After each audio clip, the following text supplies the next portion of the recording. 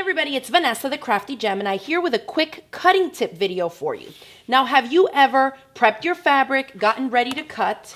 Say you measure your piece. You guys know I love to use my 2 rulers to cut. So, say I measured 2.5 inches and I need to cut a 2.5 inch strip from here.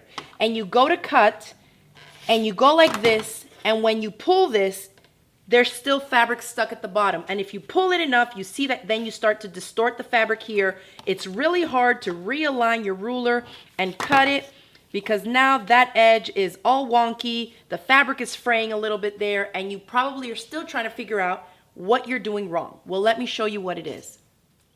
So let's start again. I need a 2.5 inch strip.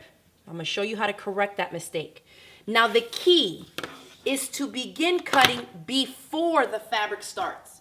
So a lot of people think that they're eyeballing it really well to where the fabric starts, and that is where you're missing cutting those first couple of threads. That's why you end up with that little snag at the end that you don't end up getting a clean cut, which is what you should be aiming for. So the key is to start with the rotary cutting ruler before the fabric starts. You don't really have to be trying to find the exact spot where the fabric starts, because remember, you're using a rotary cutter and you're using a cutting mat that's made for this to cut on. So I can sit here and go like this all day, even though there's no fabric underneath it, it's not going to affect anything. So feel free to start about 1 inch or so behind where you're gonna start cutting. That way, as you roll past it, you know that you're gonna get a clean cut all the way through. So that's a quick tip on how to correct that last little snag that you get sometimes on your cuts.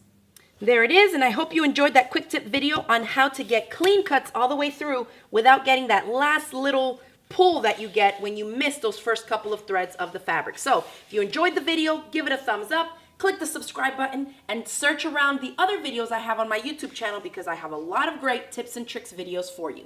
Thanks for watching, and I'll see you in the next video. Bye.